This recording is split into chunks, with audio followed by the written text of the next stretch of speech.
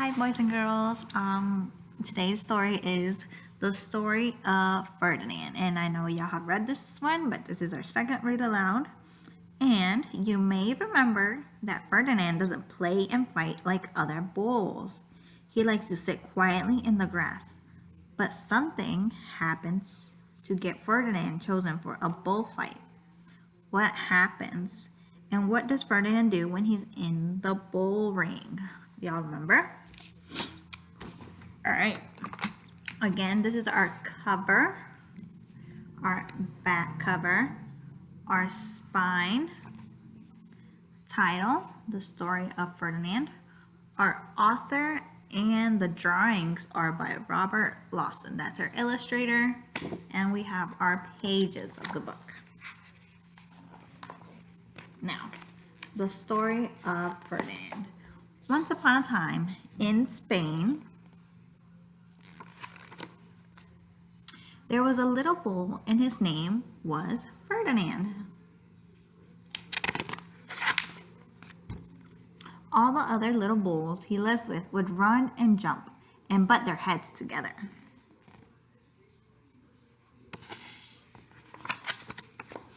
But not Ferdinand.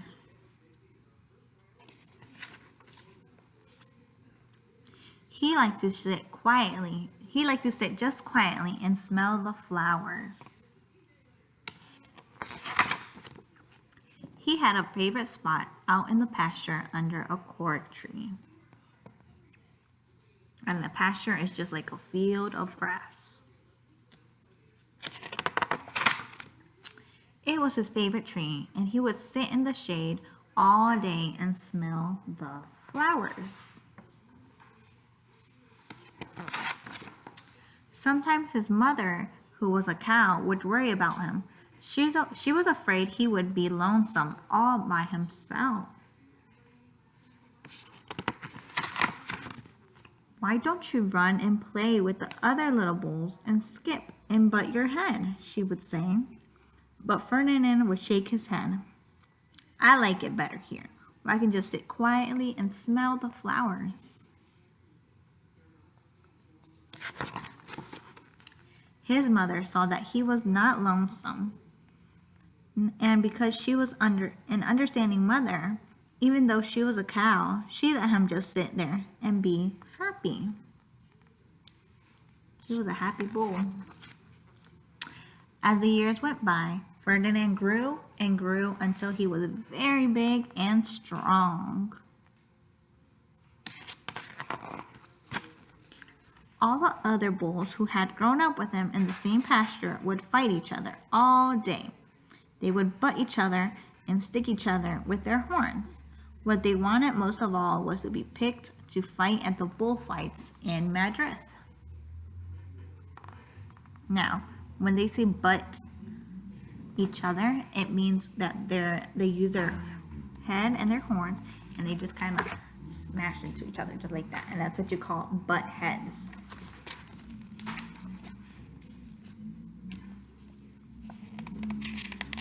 Now, as we've seen in the other pages, Ferdinand's mother is worried about Ferdinand being by himself.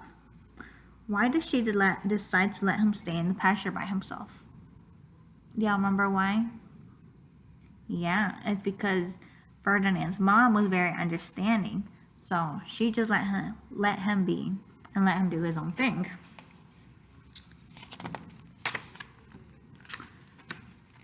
But not Ferdinand. He still liked to sit just quietly under the cord tree and smell the flowers. Now, Ferdinand does not play, jump, or butt heads with other bulls. I wonder what the other bulls think of him. What do you think? One day, 5 men came in very funny hats to pick the biggest, fastest, and roughest bull to fight in the bullfights in Madrid.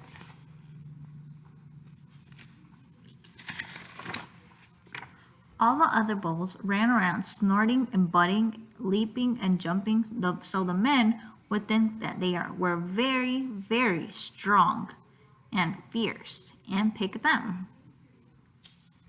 So they wanted it to seem like they were really strong, huh? They were really aggressive and fierce, so that they can be picked.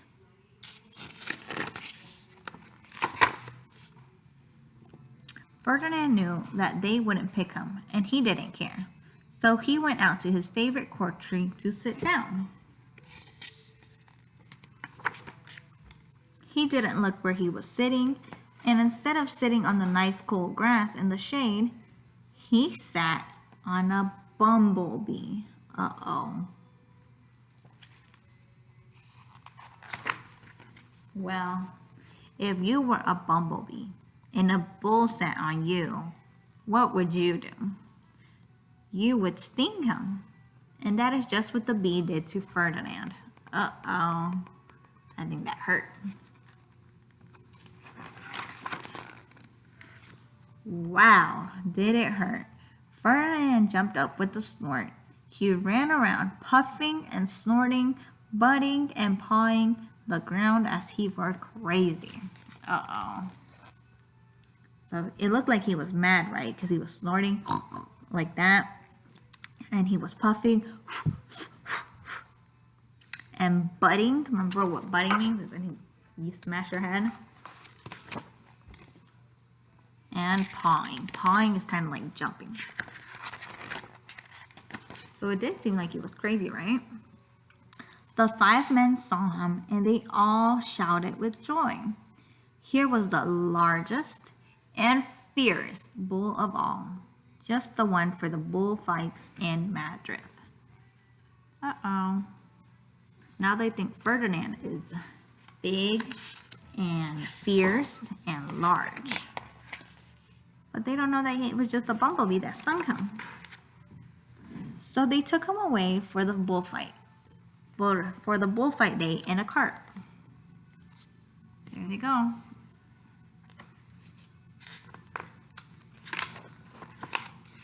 What a day it was. Flags were flying, bands were playing,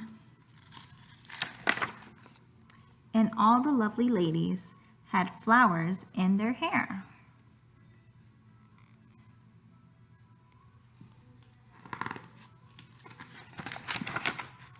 They had a parade into the bull ring.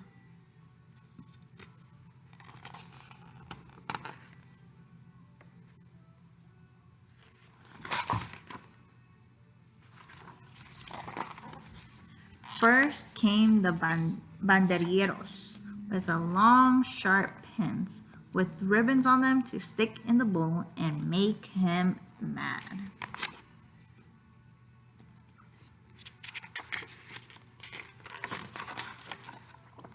Next came the picadores, who rode skinny horses, and they had long spears to stick in the bull and make him madder.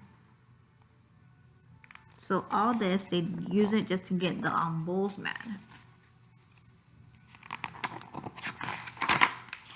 Then came the matador, the proudest of all. He thought he was very handsome and bowed to the ladies. He had a red cape and a sword and was supposed to stick the bull last of all.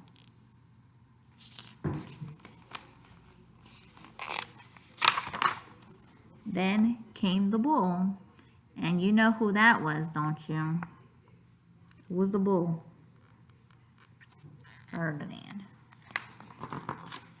They called him Ferdinand the Fierce, and all the bandilleros were afraid of him, and the picadores were afraid of him, and the matador was scared stiff. Uh-oh.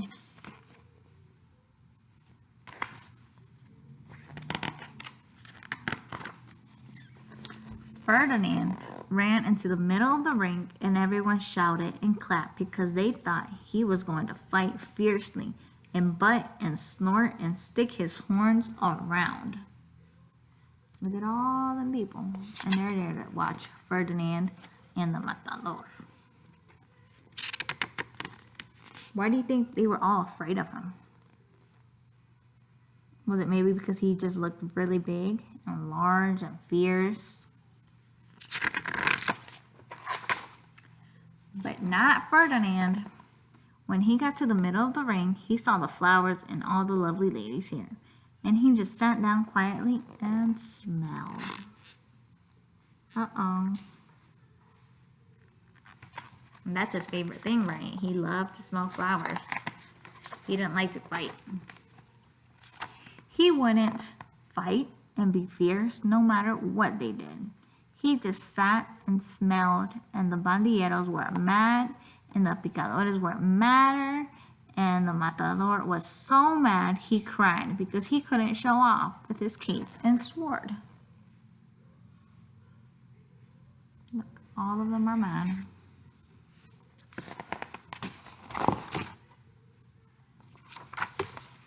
So they had to take Ferdinand home.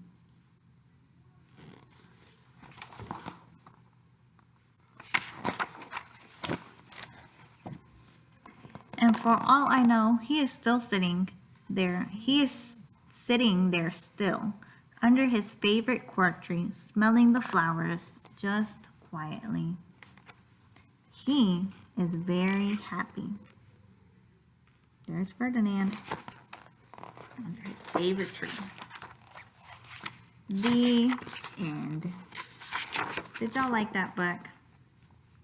All right, here's a question for you.